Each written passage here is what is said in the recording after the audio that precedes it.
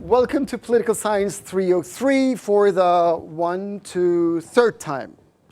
So now that the ad drop period is over, I'm very glad to have you here all.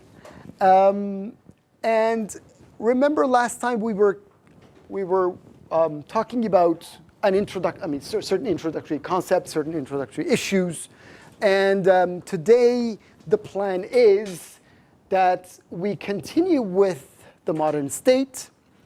We did a quick introduction last time on Tuesday on the modern state. Now that we've talked about certain concepts, some historical origins, remember the feudalism business that I showed you a map of a manor and the thronement of a king by the king, the primus inter pares.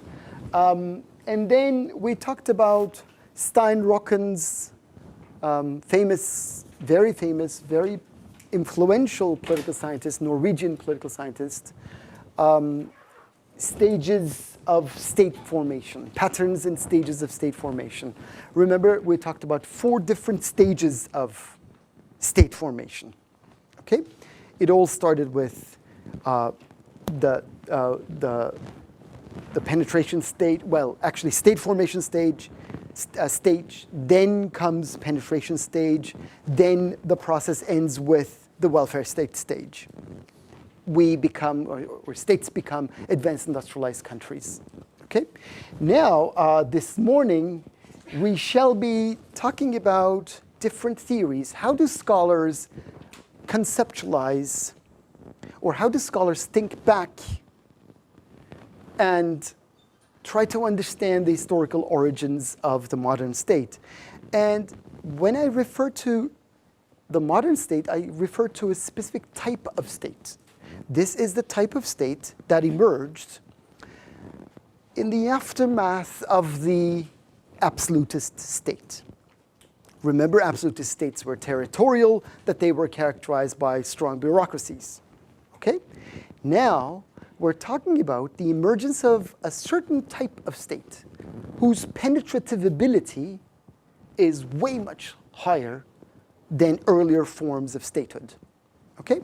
So, so my plan this morning, ladies and gentlemen, is to go over these 2 theoretical explanations of what constitutes the origins, the emergence of the modern state. And depending on our time, we'll start talking about our second chunk of topics, democracy. Okay? That's the plan. And in democracy, I hope to cover a conceptual introduction, some definitions, talk about a little bit on the process of democratization, which we shall be talking about in Political Science 304 next term, hopefully. And then we'll talk about the procedural approach, depending on our pace, okay? I don't want to rush this, so let's start. Okay, we've covered all this and that, Rockens. Okay, 2 theories, 2 explanations, 2 conceptual definitions or 2 conceptual approaches to the emergence of the modern state. Scholars, when they were trying to find how did states emerge, they thought, okay, let's look at the functions of the states. Okay, let's look at the functions of the modern state. So what kind of functions emerged, what changed, and what brought about this new type of state, a certain type of state, which is historically specific, and it's also geographically specific. This emerges in largely Northwestern Europe from the 16th and 17th century onwards, okay? And it crystallizes by about the 18th and 19th centuries.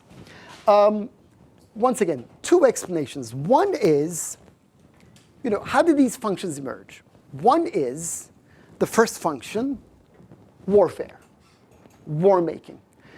According to this explanation, which, by the way, I am relying on Hendrik Spruit, who is a very influential political scientist, Dutch political scientist who teaches in North America.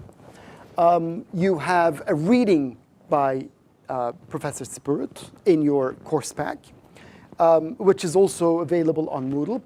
Please have a look at it. It's very informative. It's a very good review piece. I am quite sure that you'll enjoy reading it. It's quite dense, but it's very informative. You'll learn a lot from it. Okay, once again, changes in warfare. Spruit says that there are two theories, two conceptual approaches to explaining the emergence of the modern state. And he says scholars conceptualize this by looking at the functions of the modern state. And the first function they depict is war making. When you think about history, what do you remember? It's all about wars, right? So in diplomatic history, in political history, in even economic and social history, as high school students and also as university students, you've learned about political history and you've learned about wars. Okay, so war making is or has been a central function, a basic function, a fundamental function of states, early modern and also modern states. So some scholars looked at this particular function and they wanted to explain the emergence of the modern state in relation to making war. So making war is the first very important function that states brought about. So state capacity increased as there were changes in warfare. Okay? So state capacity increased as there were changes in warfare. Advances in military technology. There used to be, remember, I showed you a depiction of the king and the lesser king. There was the knight, in fact, the mercenary feudal mounted knight, and the king was in a way throning the lesser king. Okay, so there the knight was there, but the knight was largely independent of the king. Yes, there were contractual relations, bundles of rights, we called it last time, but the knights were in a way independent of the king, in the sense that they were privately owned. Okay, so large mercenary contingents replacing those knights, and for the first time we see the emergence of systematically organized, very well organized, large standing armies. And in addition to all this, we see the emergence of handheld guns. So this is all happening starting with the 14th century. And when you look at the 16th and 17th centuries, these are centuries of war making. It's all about wars, okay? And there was constant warfare between the empires. What were these empires? Which empires do you remember? 16th and 17th century. Spain, very good. The Ottomans, also very good, but let's look at the northwestern European empires. Spain is, yes, southern European, which has areas up north. So Spain, very good. What about the others? Holy Roman is dead by then. Austro-Hungarians are starting to emerge, 16th and 17th centuries. They're there, but one of the most influential, the French, and also among the, right across the English Channel, who is there on an island, highly protected, but has very strong navigational fleet? England, okay? So England, France, Spain, and also the Dutch Empire, okay? Which had a merchant fleet, which was top-notch of the time, okay? Unequal, unmatched. So these empires, these large empires, very strong empires with humongous naval powers, humongous technology, very advanced technology, were fighting against one another. So this is the time of constant warfare. And the crux of the point is, in order to achieve this function, these scholars argue, you needed a certain type of state. You needed what we now call the modern state. Okay? So in order to achieve those functions, you need a certain type of modern state, which did not exist before. The absolutist state is not the same thing with the modern state of the 16th and 17th centuries. Then comes, around this time, in the 18th century, mass mobilization, which was made possible after the French Revolution. The idea of total war. So a state going into war with another state. Okay? So now we see all states, some states, engaging in warfare with another. Okay? So all of these processes led to a centralization of the state. They also required massive resources to back all this up. In order to purchase all this, you needed the prehistory of an absolutist state. Remember, absolutist states were not only territorial, but they were also characterized by large, strong bureaucracies. And these bureaucracies were of two types. What were they?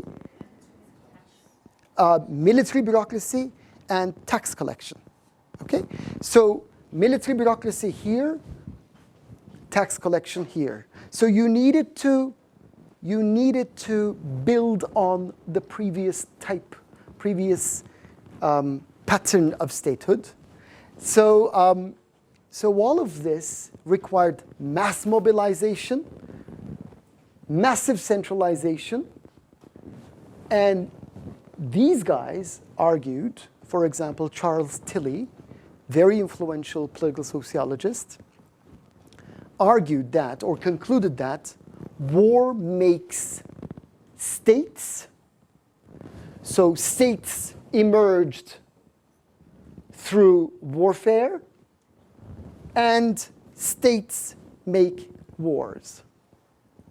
And states rebuilt, reproduced, bolstered, reinforced its structures through war making. Is this clear? Any questions? So this is approach number one. Okay? These are, once again, approaches to the origins of the modern state. How did the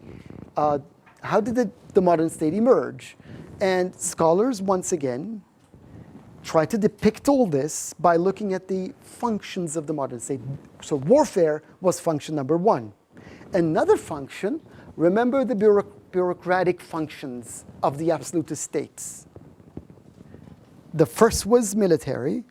The second had something to do with the economy or with the markets, in terms of taxes. Okay? So a second definition or second approach to the origins of the modern state is or rests on economic variables or socioeconomic developments. Theorists have argued that rise of capitalism, it was the rise of capitalism that necessitated a certain type of state. So the modern state went hand in hand with the rise of capitalism.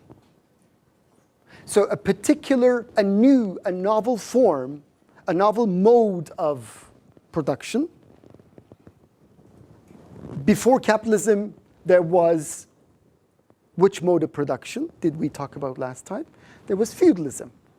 But now a new mode of production emerges. And in that new mode of production, we require, or the system, the structure requires a new type of state. Okay? And it is in this respect that scholars argued that the modern state emerged in order to serve a very different, but very influential, very important, very significant, again, very basic function. Capitalism, as a mode of production, requires an agency, requires a player in the system at the center, which would serve certain functions. What are these functions? The state, the modern state, this new actor, agent, which is to serve certain functions, is to secure investments. By whom? Investments. Who is making investments in capitalism? Is it the proletariat or the bourgeoisie, the merchants? Okay? So the modern state, was to secure investments by the bourgeoisie.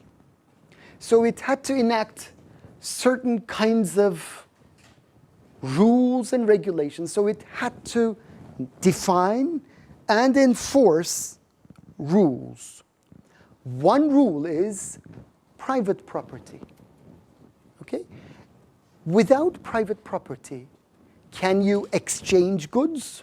Without the definition of private property, if this is mine, and the state sanctions it, defines and enforces it, if I want to sell it, I can sell it. But if there is no definition whatsoever about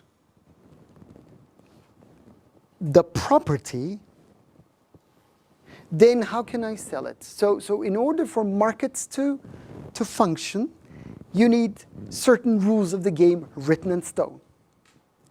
Certain rules of the game to be institutionalized. Remember, we talked about institutions, so that they are there, they are stable, they are knowable to most of us or all of us, and they're predictable.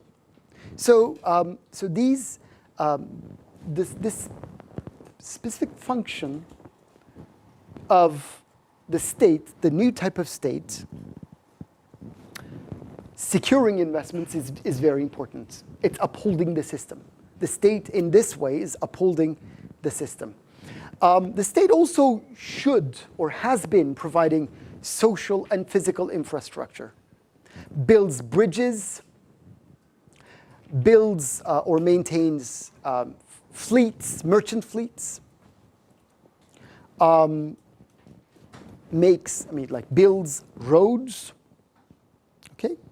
And all of these infrastructure. And these are mostly physical infrastructures. And also, it just starts investing into its workforce. It starts investing into its bourgeoisie, okay? By protecting them, by also educating them, which comes much later in history.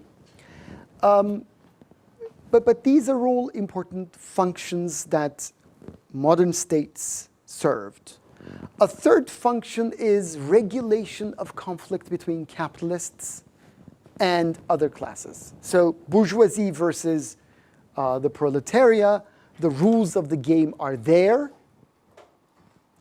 The rules of the game are written on stone. The state, in a way, serves as an arbiter, a judge between this class and other classes. Okay? So the state is there to protect the interests of some class at the expense of others, and therefore, so in case of conflict, the state regulates it. The state steps in and says, I'm going to be the mediator here. And I make the rules, I define the rules, and I enforce the rules. Okay? So that's the third function.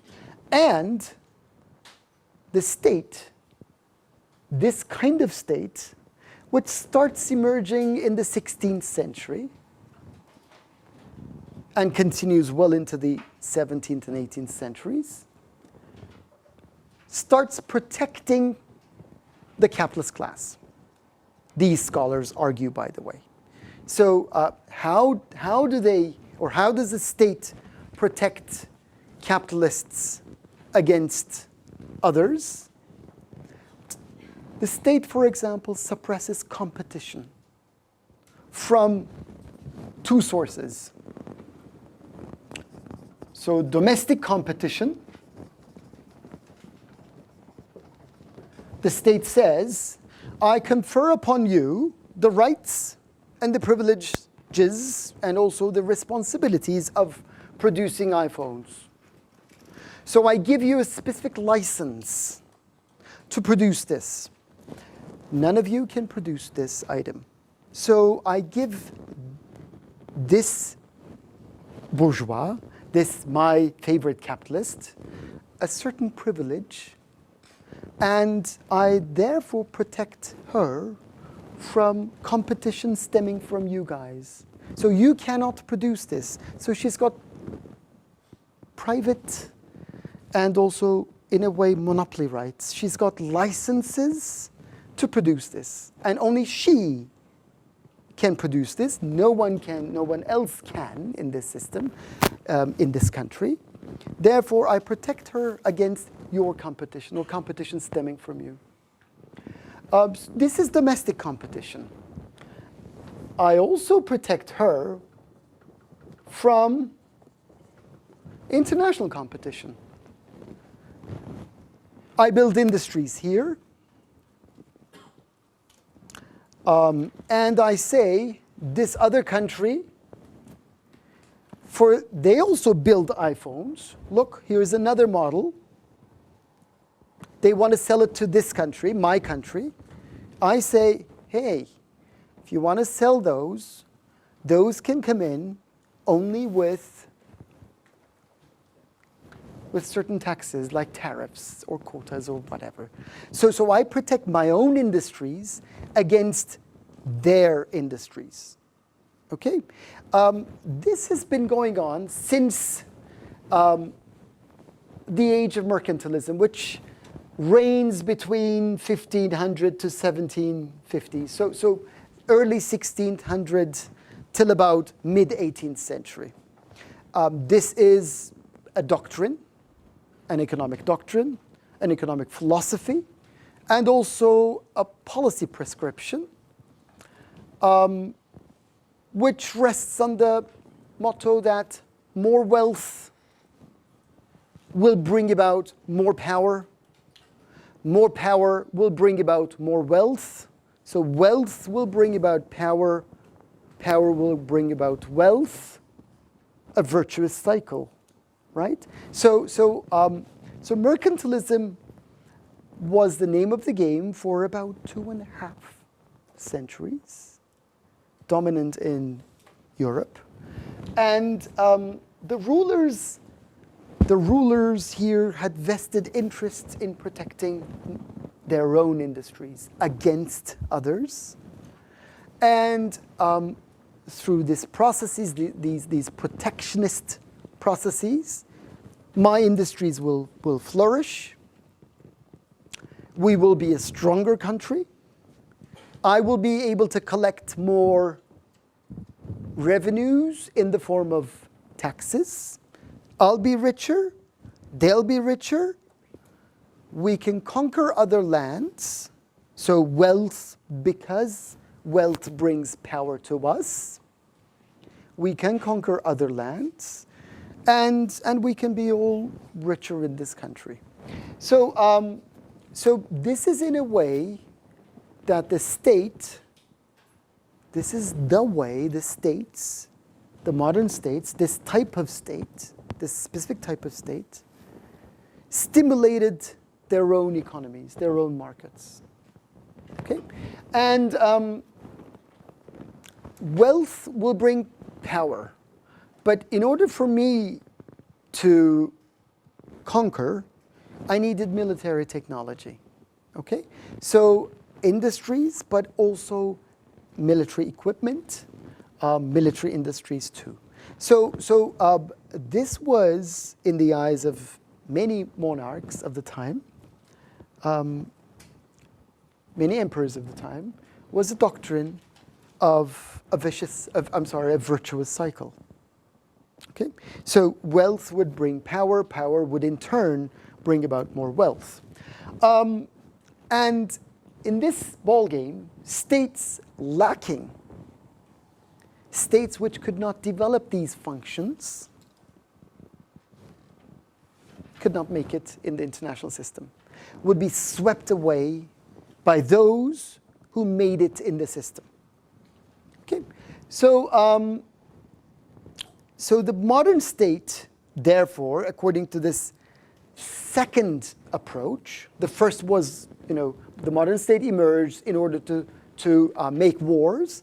The second approach, or those scholars argue that the modern state emerged in order to uphold the system of capitalism, in order to make or create a productive mode of production, so that they'd be richer and they'd be more powerful. And this in turn made states what we know as states. Okay? So the modern state emerged according to these two theories. One set of scholars argue that it's about warfare. The other argues that it's about capitalism or economic explanations. How would these advanced powers make it in the system? They would be, building and maintaining maritime technology.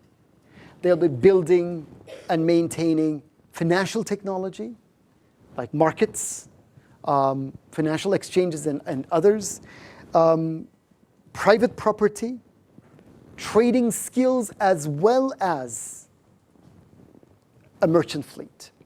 So the state had basically two central functions that we see, and the scholars are divided into two. One set of scholars argue that it's about the early modern states. The modern states emerged with this function, war making, and the others are arguing that the modern state emerged through capitalism, the rise of capitalism.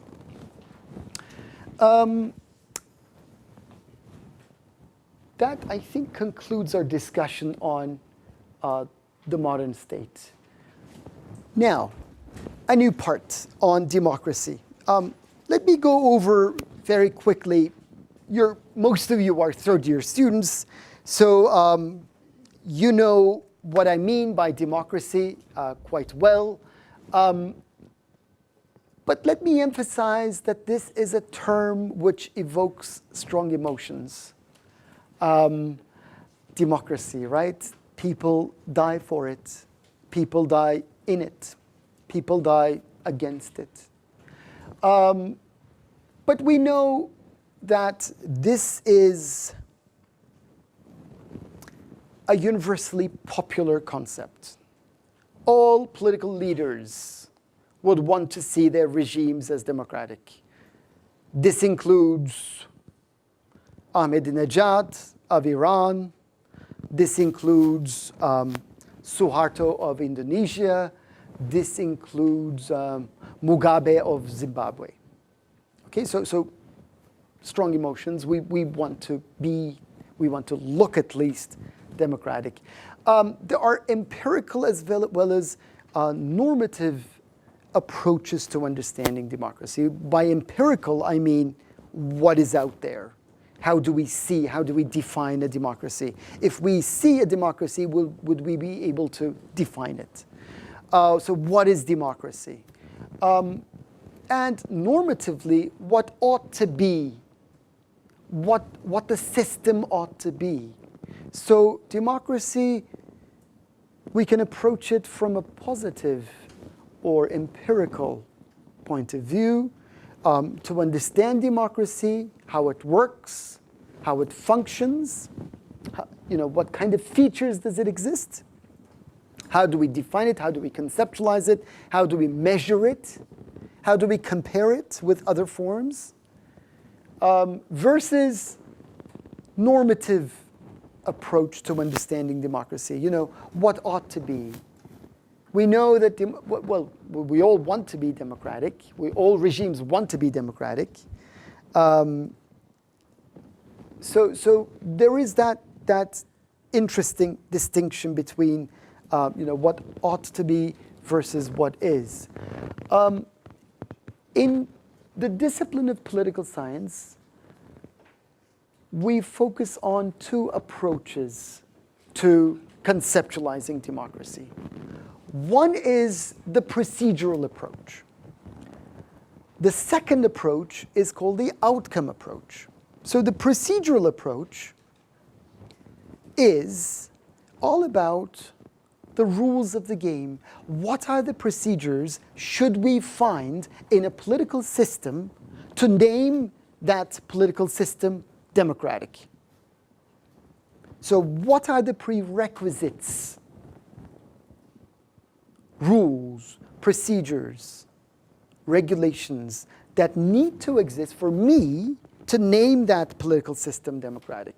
Okay? So those scholars that emphasize procedures looked for those rules of the game that make up, or they think that make up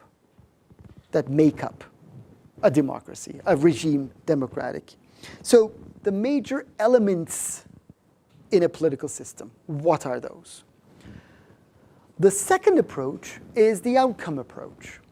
And in this ballgame, or in this view, this is mostly about distribution of benefits, distribution of goodies in the sense that material benefits, distribution of power, distribution of justice, equality, freedom. Do they exist? They argue that, these guys, so this approach argues that, or scholars within this approach argue that, for democracy to exist, we need to identify not necessarily those rules and procedures that have to exist, as the other guys are saying, but instead, we should look at outcomes. Whatever the rules of the game, whatever the procedures, whatever the norms are, we just don't care. Those rules may exist, and there may not be equality. Those rules and procedures may exist, and they may still not be a fair system. Those rules may exist, and the system may not necessarily be just. Okay, these guys are saying what we're after is, for us to call a regime democratic, we need to see how are resources distributed. Is there equality? Is there fairness? Is there justice? Okay, so as long as those outcomes are there, can we call this system democratic? Okay, in political science, in mainstream political science, we generally focus on the procedural approach, because measuring procedures, whether they exist or not, or the extent to which they exist, is much easier. So, excuse me. So it's measuring outcomes such as equality, such as fairness, such as justice is way much more problematic than measuring whether there is elections or not. So, so in mainstream political science, we feel content, most of us, by looking at the procedures, which are sometimes referred to as prerequisites of a democratic system. So as long as these procedures are okay, so we tick procedure number 1, tick, procedure number 2, tick, procedure number 3, tick, they exist at the same time, simultaneously, then we call this system democratic.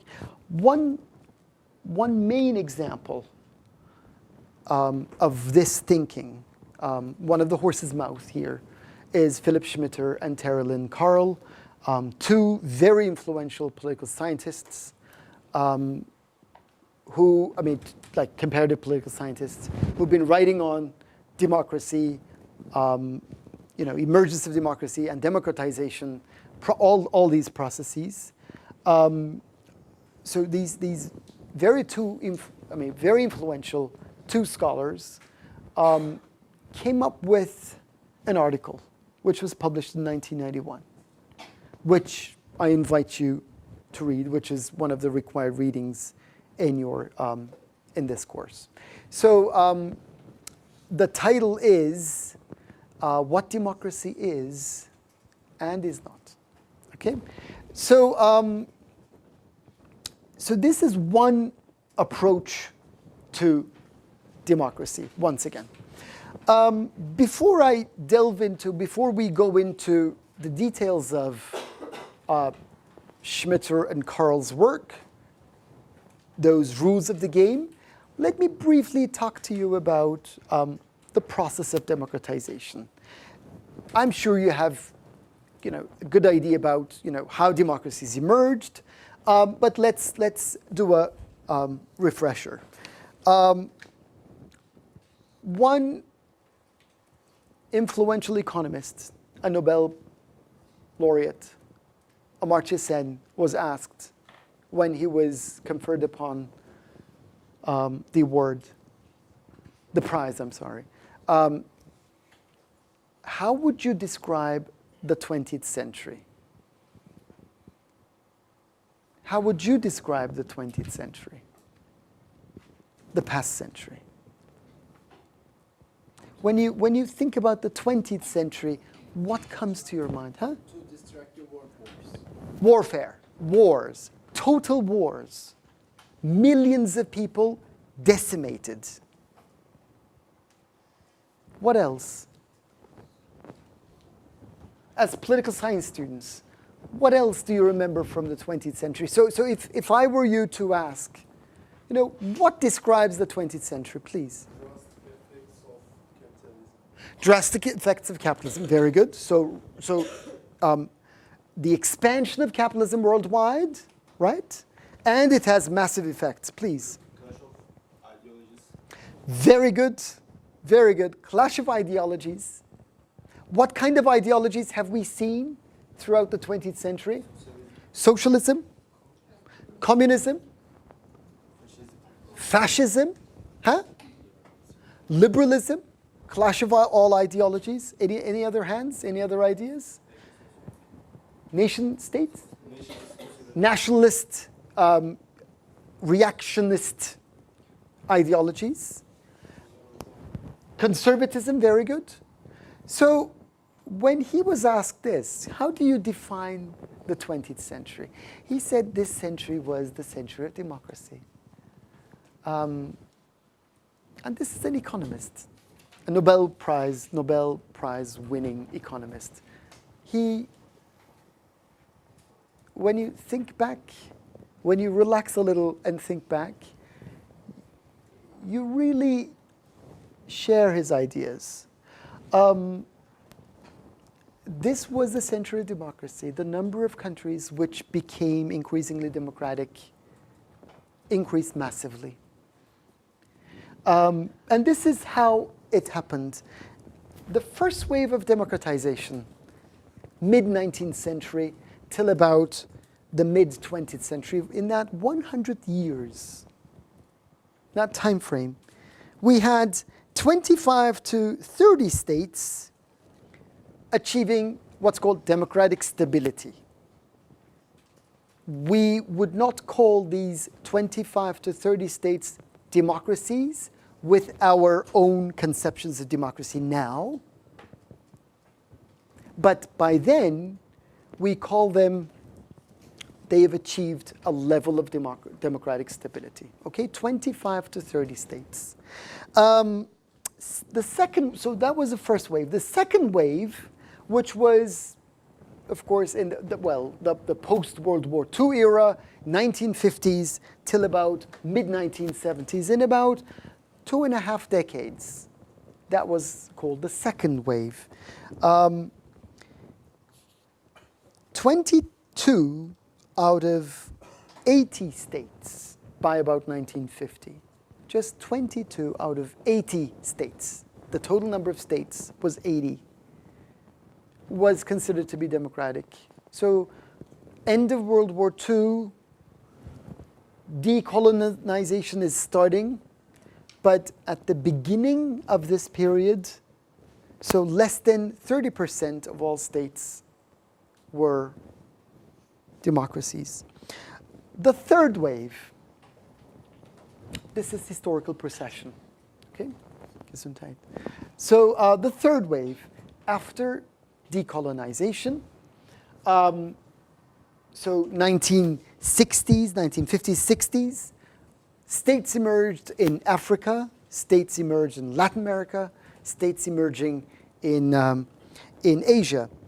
And 1990s collapse of communism, Central and Eastern European states joining the bandwagon of democracies.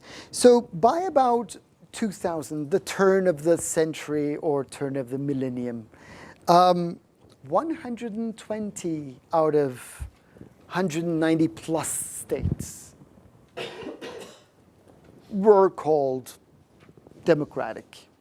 So, which makes about, just less than 60%. So, 21st century did not start well. There were backlashes, there were reverse waves. We see de-democratization in advanced industrialized societies as well as developing world. But still, when you look at the 20th century, that was a century of democracy. That was a century of increasing or expansion of this certain specific type of political regime. So I really enjoy Amartya Sen's ideas about democratization.